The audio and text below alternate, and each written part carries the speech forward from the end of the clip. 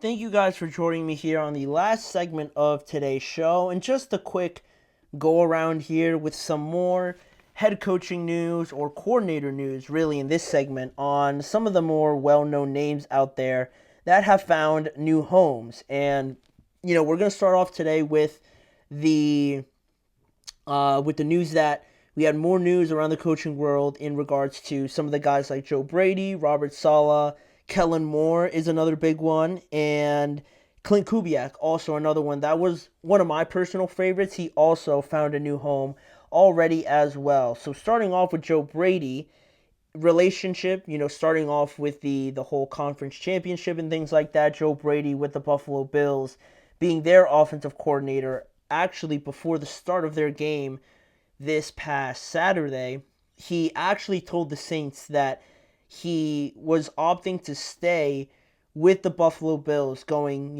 into the foreseeable future. He took his name out of the running for their potential head coaching opportunity and just said basically like no thanks, that he is going to be staying with the Buffalo Bills. And I don't know how much longer he's going to stay with them. I actually don't know how long his contract runs, but he was supposed to have a second interview this week with the Saints, and with the Saints being the only team remaining without a head coach, right? I thought that could have been a perfect place for Joe Brady to go and potentially be hired. But after, the news from Dallas and them hiring Brian Schottenheimer, the Saints still remained with Joe Brady and a couple other candidates out there. I thought Joe potentially could have been there as an ideal candidate, but from the news and everything like that, Joe Brady is opting to stay in Buffalo, and I think more so now that they ended up losing this game. I'm sure a lot of those guys, after they get over the pain of losing, obviously, because it was a brutal one,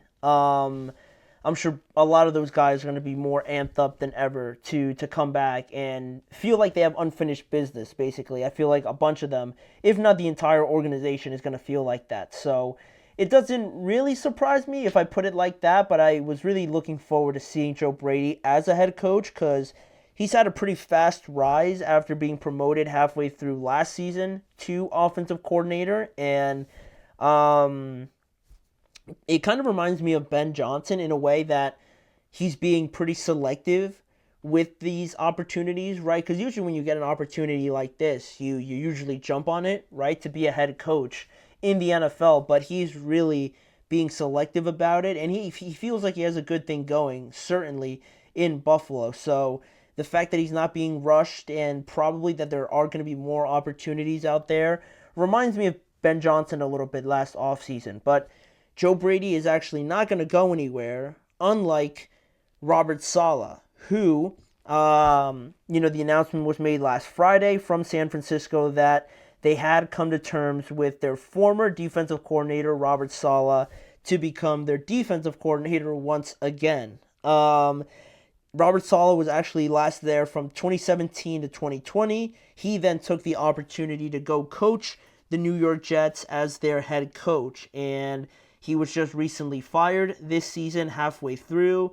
He joined the Packers for a little bit there for the ending part of the season, but now going into this offseason now, he had a lot of interest really from the Jaguars. He also interviewed with the Cowboys, but nothing really came to terms or nothing really matured from that point. He just had the interviews and nothing really developed from there. And on that, I started hearing more rumors on the 49ers being interested once again, especially after they parted ways with their defensive coordinator this year, Nick Sorensen, in one of or not his first opportunity of being a defensive coordinator. Let's just say it didn't go as dominant in a way as you would have expected for this 49ers defense. So you started hearing more rumors about Robert Saleh and going back to the 49ers, but they made it official last Friday, and now Robert Saleh will be there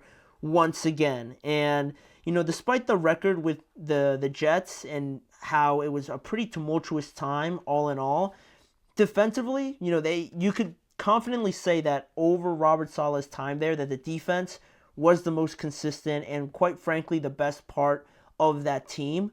So the fact that he's going back and just being a coordinator, right, just solely focusing on defense, I think is an awesome opportunity. And he'll take over a very familiar group with Nick Bosa, Fred Warner, Trevarius Ward, all still there.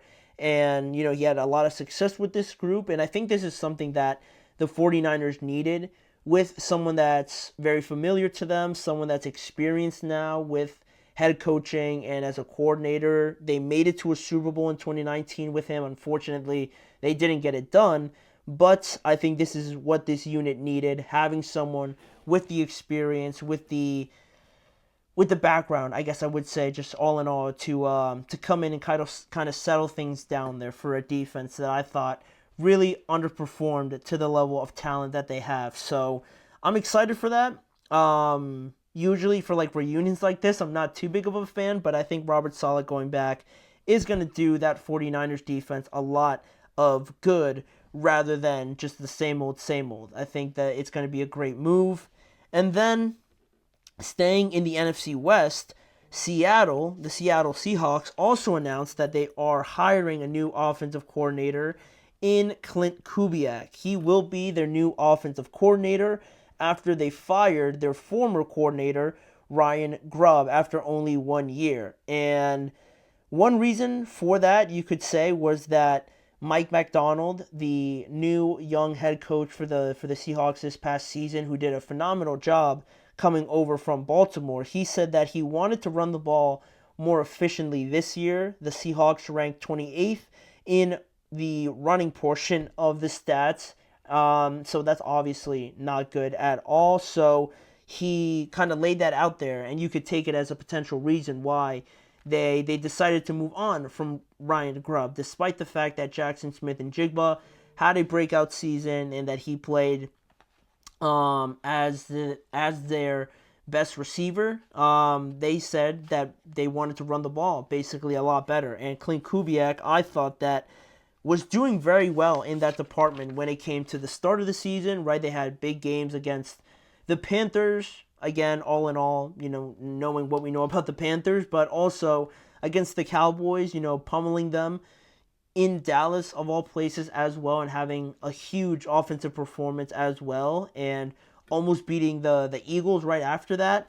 It was a good start that was very encouraging, I think, for Klint Kubiak. And then the injuries started happening. Derek Carr went down, and Chris Olave struggled with injuries as well. I thought that really derailed their season. Not that it was just on Klint Kubiak, right? But the injuries really made it hard for the entire team. So Klint Kubiak having this opportunity to coach some very talented players like Kenneth Walker, DK Metcalf, and Jackson Smith-Njigba, all in all, I think is going to be a great opportunity for them to, I won't say take a risk or anything like that, because I think Klint should have definitely been given an opportunity, but to fire your coordinator after 1 year, after only like one portion of the offense wasn't up to par, is a little bit, you could say risky, but I like that they went with Klint Kubiak. I think he's going to do great things there. So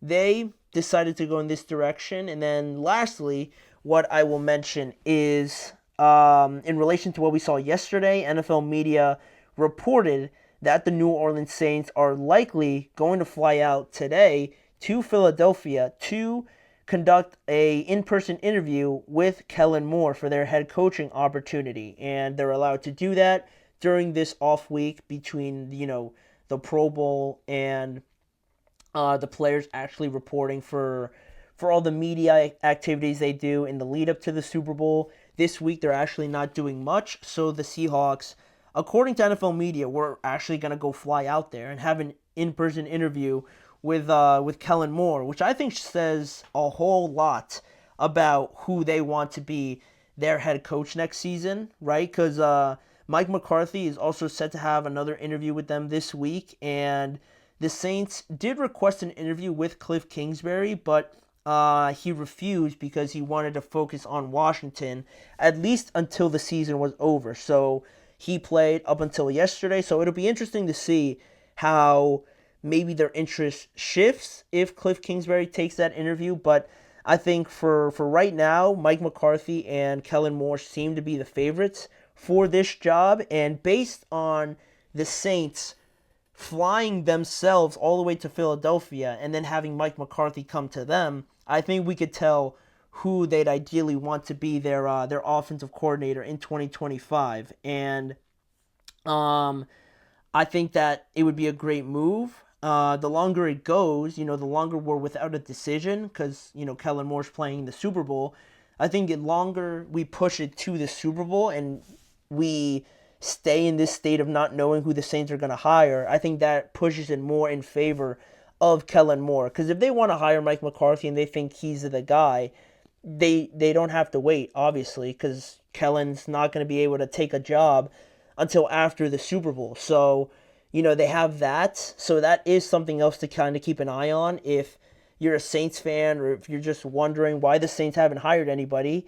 It's because they're probably leaning towards Kellen Moore if they don't announce it before the Super Bowl. So I think whichever one of these guys gets it, personally, I think it should be Kellen Moore. I think it just is more encouraging after the season he had compared to the season the Cowboys had, unfortunately. So that would leave it in an interesting spot, though, because if Kellen gets that spot, what becomes of Mike McCarthy? Is he going to go to the Eagles or something and kind of do a switch there? That would be crazy to see Mike McCarthy in Philadelphia after coaching the Cowboys. But I guess it's not too weird with Kellen Moore kind of doing the same thing, but he went over to Los Angeles before that. But without diving into all the hypotheticals, that is something that just crossed my mind. But we'll see. I mean, the Saints are the only team without a head coach as of right now, so we'll see how long they go without making that decision. But for right now, that is going to do it for today's show.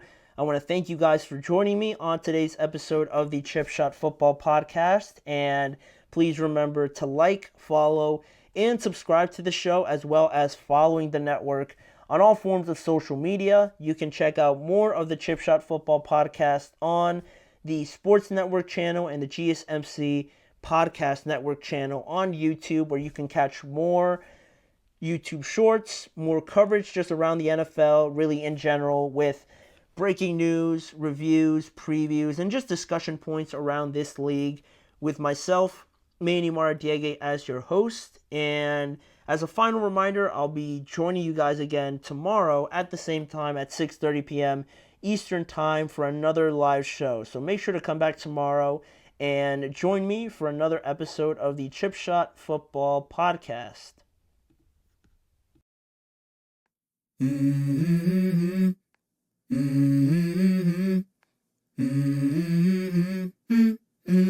Let's go. I wake up to a little bit of drool on my pillow, feel like it's gonna be a bad day. Yeah, I'm tired of shit, and the coffee ain't hit yet, damn, ain't that great. I don't wanna go to